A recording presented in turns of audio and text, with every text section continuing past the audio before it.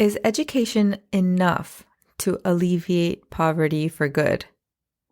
For this week's episode, I really wanted to reflect on the interview that I released last week featuring Shanti Bhavan, a poverty alleviation focused boarding school in India. But also, I wanted to share some of my thoughts around this concept of poverty alleviation and where we're at in the world today. If we haven't met, hi, my name is Shanti Bhavan, and this is the Global Health Pursuit Podcast, a podcast that seeks to answer tough questions about the world from a beginner's mindset. And before we dive in, I did want to put in a disclaimer that this episode is simply my opinion, and my opinion only. This is a podcast that dives into global health topics, but strictly from a beginner's mindset. And I've mentioned in past episodes that, hey, I don't have a global public health background, and I don't have degrees to showcase expertise in this field. But what I do have is a mind that was trained to think critically about really tough problems. And that's what years and years of engineering school can do to you. The topic of poverty alleviation was really something that inspired me to start this podcast in the very first place. My family comes from India. And in India, we often see this dichotomy between the rich and the poor. There is a clear distinction between them, and it's oftentimes as clear as a wall between a city and a slum. It can be quite jarring at times, and for a lot of foreigners, it's quite often a spectacle. It illustrates this concept of poverty porn, which I should probably make a whole nother episode about. It's like people who live in poverty are another species entirely. A species that are portrayed as less than. A species that are seen as helpless, like they can't make their own decisions or find solutions to their own problems. In last week's episode featuring Ajit George, Chief Operating Officer of Shanti Bhavan, he said something that was so utterly profound. He said this, quote, "We believe in giving a little bit of money to the poor, and we believe that we want the poor not to suffer. But we also unconsciously think that they're only capable of getting so far. We're like, oh, you got a C- on your grades. It's okay. You got a D on your math. Like, that's okay. I get it. Multiplication's very difficult. So it's okay you don't do well." And we have this glass ceiling for the poor in terms of the quality of education and the expectations around that. End quote. In my opinion, this is so profoundly true. The unconscious bias that we have around people who don't necessarily have resources or security that maybe you or I have can be so blatantly obvious. And I think it affects all of us who live middle to high income lifestyles. We find ourselves pitying the homeless or jobless or penniless and say, oh, it's okay you're not quote unquote smart enough to pass a class or get a job or whatever it is. I mean, think about it. When you watch television commercials around charity water or Save the Children, what are you thinking? And that's why I think the approach that Shanti Bhavan takes in poverty alleviation is incredibly novel. If you've listened to last week's episode, you'll hear Ajit speak about how Shanti Bhavan uses education as a vehicle to drive poverty alleviation. But in this vehicle, there's just so much more than just education. You think of school, and all you may think of are classes, taking exams, grades, maybe some extracurriculars, but at Shanti Bhavan it seems to be so much more. Some nonprofit organizations will focus on maybe one or two things that the founder feels very passionate about, whether it's about water, sanitation, and hygiene, better known as WASH, job creation, healthcare services, or disaster relief. The main focus is to serve those who don't have the resources to provide for themselves fast enough or to serve those to live better lives in the future. And all of these are noble causes. I'm not bashing any of these organizations because I think that they're all so needed when it comes to serving those in poverty.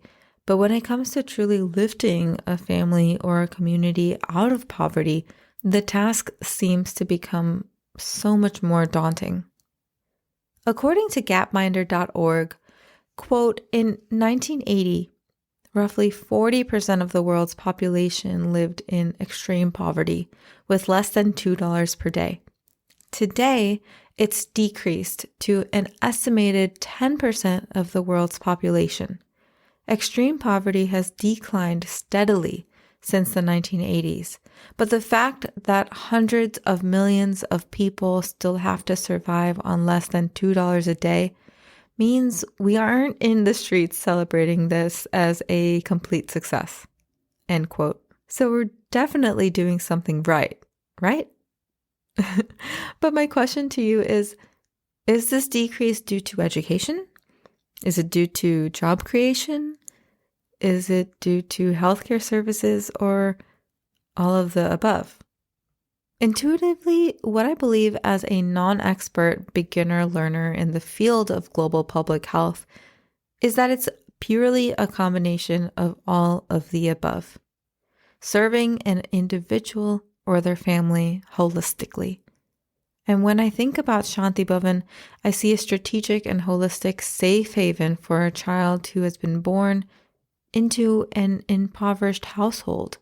And this safe haven is disguised as a school. But they're not just educating. They seem to be nourishing the children with healthy foods, with exercise, growing their self-esteem and boosting their mental health, and showing them love and empowerment that they most likely wouldn't receive in their village at home.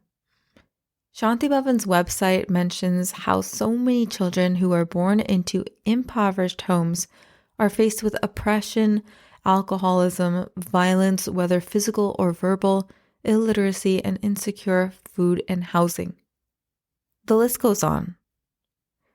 So when we ask the question, is education the solution for poverty alleviation? My thoughts would lead to yes, but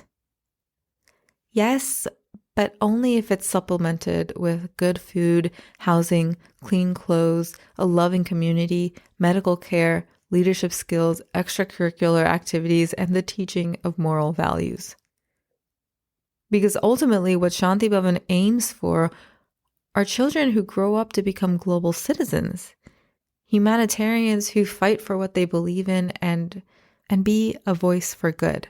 According to their website, Shanti Bhavan students will make more in the first 5 years of their careers than their parents will in a lifetime.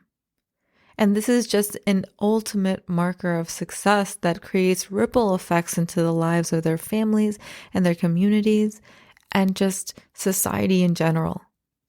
Looking back in my family, my maternal grandparents had married very young. My grandmother was only 14 at her wedding. It's just so crazy for me to think about that. My grandfather was just a few years older. They built a life together. My grandfather ran a small convenience corner store, literally a corner store. And from my knowledge, that was where their income came from. My paternal grandfather was a school teacher and my grandmother was a homemaker. And my dad would paint a visual picture of life growing up in a 2-room apartment in Bombay, cramped together with his 7 siblings, parents, and grandparents. And that was normal life for them. The one thing that both sets of grandparents made very clear was to focus on doing well in school. So that's what they did. My parents were in the first generation to have a real college education. And it was because my grandparents had believed that they had the potential to be successful and dream bigger. Their potential did not stop at just being a homemaker. And sometimes I wonder what my life would be like if my grandfather valued the role of homemaker instead of microbiologist for my mother. She probably would not have been introduced to my dad And I probably would be a homemaker in India as well. Life would have been incredibly different. And I think that this is what the power of a solid education can do for a child when it's supplemented with people who believe in their potential and empower them to succeed. And as someone who deeply cares about humanity, I think it's important to look past someone's circumstances and truly see their full potential. The question is always, how do you realize that potential? And I think Shanti Bhavan definitely cracked the code in their own special way. If you want to learn more about Shanti Bhavan, go back an episode, listen to episode 47, Powering Young Minds While Breaking Generational Poverty with Ajit George. Go to shantibhavanchildren.org. That's shantibhavanchildren.org. Watch the Netflix documentary, Daughters of Destiny. And if you're able to, make a donation or sponsor a child to support them on their journey to becoming a global citizen. They're doing remarkable things. Why not be a part of it?